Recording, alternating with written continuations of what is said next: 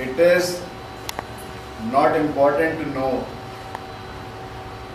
who was Kalidas, but it is important to know how he became Kalidas. एक मूर्ख विद्वान कैसे बन सकता है, एक ज्ञानी कैसे बन सकता है, एक निर्बल बलशाली कैसे बन सकता है, एक लंगड़ा पहाड़ कैसे लांघ सकता है, एक बांझन को पुत्र कैसे प्राप्त हो सकता है। ये सब बिना भगवत कृपा के संभव नहीं है। जिस व्यक्ति पर भी प्रभु की कृपा होती है, वही व्यक्ति इन सब बाधाओं को, इन सब विपदाओं को लांघकर एक महान व्यक्तित्व बन सकता है। कालिदास बिना भगवान की भक्ति के, बिना काली भक्ति के, मैंने वो स्थान देखा है जहां पर कालिदास जी ने भक्ति की, कालिदास ने तपस्या की और एक अज्ञानी ज्ञानी बना। कालिदास की कथा कोई अकेली कथा नहीं है जो हमारे इतिहास में मिलती है। तुलसीदास की कथा, वाल्मीकि की कथा और कितने ही संत हुए, रामकृष्ण परमहंस जिन्हें लोगों ने पागल की संज्ञा दी, पागल कहा, एक महान सिद्ध व्यक्ति बने। विवेकानंद जो भगवान की भक्ति के रास्ते को जानते ही नहीं थे, भगवान के रास्ते पर जाना ही नहीं चाहते थे, कुछ और बनना चाहते थे, किस तरीके से नरेंद्र से विवेकानंद बने। सिद्धार्थ जो कि एक राजवंश में पैदा हुए, कैसे बुद्ध बने। महावीर जिनके भाइयों ने, जिनके पूरे परिवार ने उनकी तपस्या के रास्ते में बाधा बने और उनको तपस्या के रास्ते पर जाने से मना किया, किस तरह से महावीर बने, ये सब चिंतन के विषय, ये सब सोच के विषय, और ये सब ऐसे विषय हैं जिन पर अनुसंधान आवश्यक है, जिन पर research is very important. And there is not much in this research. ये सिर्फ इतनी रिसर्च है कि हम अपने आप को जानें, हम अपने आप को पहचानने, स्वयं को पहचानने की कला ही एक अज्ञानी से ज्ञानी बनने की कला है। और जिस दिन व्यक्ति स्वयं को पहचानता है, उस दिन उसे अपनी अज्ञानता का भाव होता है, उस दिन उसको अपनी ज्ञानता प्रतीत होती है, उस दिन उसकी ज्ञानता मालूम पड़ती है। इसलिए धर्म भी कुछ और नहीं है, धर्म भी सिर्फ अपने आप को जानने की कला, अपना जीवन जीने की कला। हम कौन हैं, कहां से आए, कहां जाना है, सिर्फ इतना जानने की कला ही धर्म है।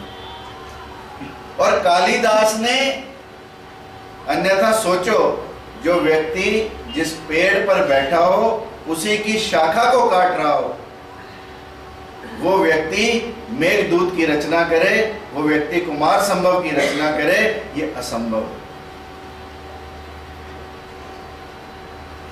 क्योंकि जिस पर कृपा राम की हुई, जिस पर राम की कृपा होती है, वही व्यक्ति अपनी अज्ञानता को छोड़कर ज्ञान के रास्ते पर चलता है। और व्यक्ति अज्ञानता से ज्ञान के रास्ते पर कैसे चले? फ्रांस में जब क्रांति हुई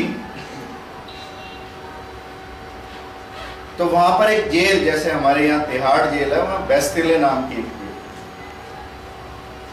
क्रांतिकारियों ने सबसे पहले यदि ताला तोड़ा तो बेस्टिले जेल का तोड़ा,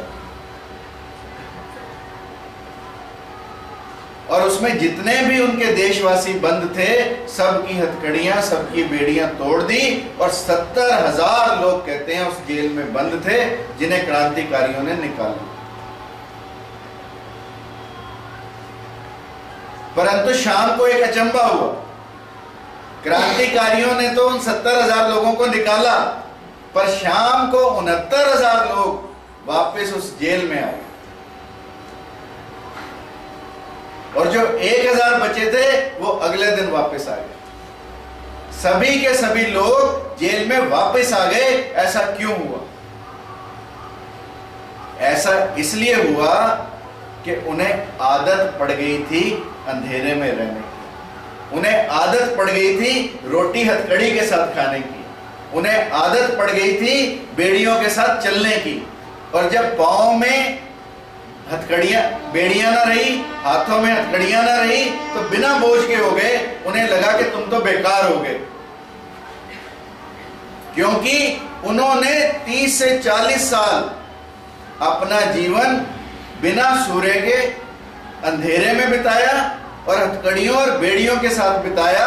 हथकड़ियों और बेड़ियां उनकी साथी और संगनी हो गई, और वो लोग वापस आ गए। किसी को रात को नींद नहीं आई, किसी को भोजन अच्छा नहीं लगा, किसी को सूर्य की रोशनी अच्छी नहीं लगी। सोच कर देखो, हम सब भी इसी तरह से इन्हीं चेन्स में बंधे हैं। हमने भी अपने हाथों में हथकड़ियां डाली हैं, पांव में बेड़ियां डाली हैं, और दिमाग में पता नहीं क्या क्या भरा हमारा। जिस दिन व्यक्ति इन सब चीजों को काटने को तैयार हो जाता है, वो एक मूर्ख से एक ज्ञानी कालिदास बन जाता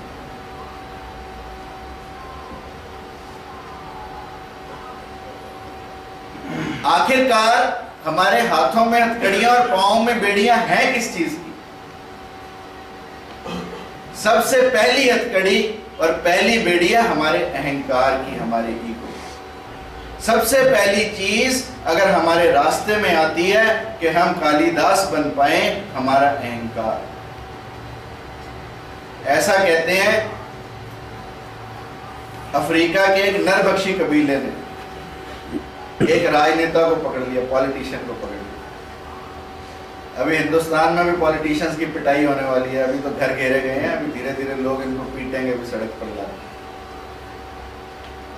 वहां पर उन्होंने एक राजनेता को पकड़ लिया और उसकी बलि देने की तैयारी कर ली। आग उनकी जल गई, गाना उन्होंने ढोल बजाना शुरू कर दिया, परंतु जो कबीले का सरदार था वो राजनेता की प्रशंसा करता था। अब लोगों ने कहा कि हमने तो पकड़ा बलि देने के लिए और ये इसकी प्रशंसा कर रहा है। उसने कहा, सुन भाई सरपंच साहब, देर बहुत हो रही है, कभी कभी ऐसा भोजन मिलता है और इसकी बलि में अब देरी मत करो, अब इसकी प्रशंसा मत करो, जल्दी से हमें दो, हम इसकी बलि करें और इसका प्रसाद बनाएं। तो सरपंच ने कहा कि मैं तुम्हारे फायदे की बात कर रहा हूं। लोगों ने कहा कि राजनेता की प्रशंसा तो रोज ही होती रहती है, इसमें तो हमारा फायदा क्या कर रहा है? उसने कहा, तुम्हें नहीं पता, अभी ये दुबला पतला आदमी जो तुम्हें नजर आ रहा है, ज्यों ज्यों मैं इसकी प्रशंसा करूंगा ये फूल के मोटा होता चला जाएगा, इसका अहंकार बढ़ता चला जाएगा, ये मोटा होता चला जाएगा, फिर तुम एक ताजा मोटा ताजा आदमी तुम्हारे लिए अवेलेबल होगा खाने के लिए। क्योंकि प्रशंसा से व्यक्ति का अहंकार बढ़ता है, व्यक्ति के अंदर अहंकार जन्म लेता है। व्यक्ति के अंदर हमारी भी कोई प्रशंसा करता है तो हम भी अपने आप को, यानी कोई हमारी प्रशंसा करे तो हमारे अंदर अहंकार की उत्पत्ति होती है, और अहंकार हमारी अज्ञानता को बढ़ावा देता है। किसी भी तरीके से हमें ज्ञान के पथ पर नहीं। दूसरी बेड़ी जिससे हम बंधे हैं, ईर्ष्या की बेड़ी, जेलसी की बेड़ी। तेरी कमीज मेरी कमीज से सफेद, ऐड ही यही है, जमाना ही यही है।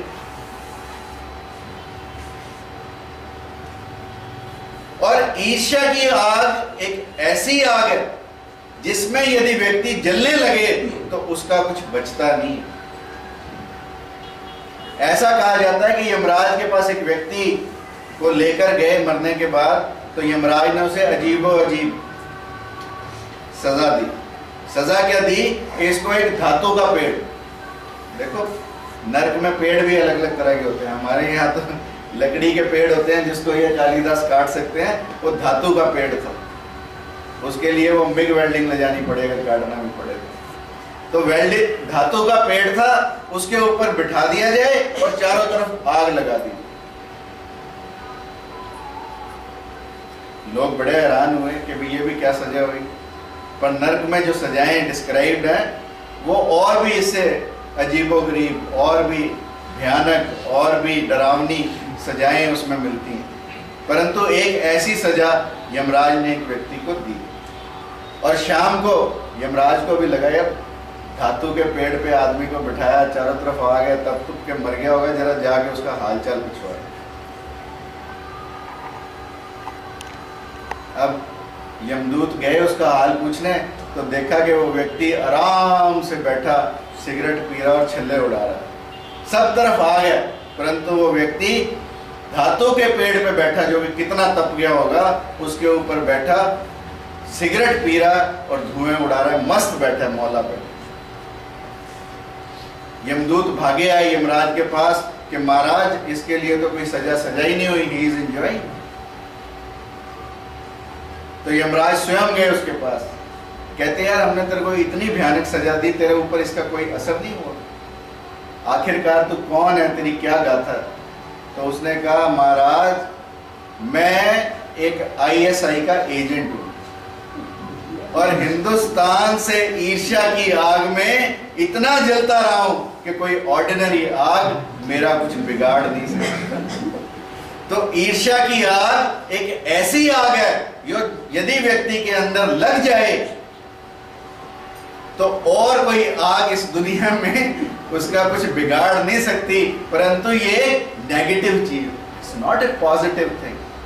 सो देयरफॉर जो दूसरी हथकड़ी या बेड़ी हमें ज्ञानवान बनने से रोकती है वो है लोगों के प्रति हमारी ईर्ष्या, लोगों के प्रति हमारा राग, लोगों के प्रति हमारा द्वेष। और जिस दिन हम इस ईर्ष्या की आग से बचने लगते हैं उस दिन हमारे अंदर का कालिदास उद्घाटित होता है, कालिदास का प्रादुर्भाव होता है। उस दिन हम अज्ञानता से ज्ञानता की ओर, अंधेरे से प्रकाश की ओर जाने लगते हैं। और यही कालिदास का जीवन हमें एक शिक्षा देता है कि हम अंधेरे से प्रकाश की तरफ चलें।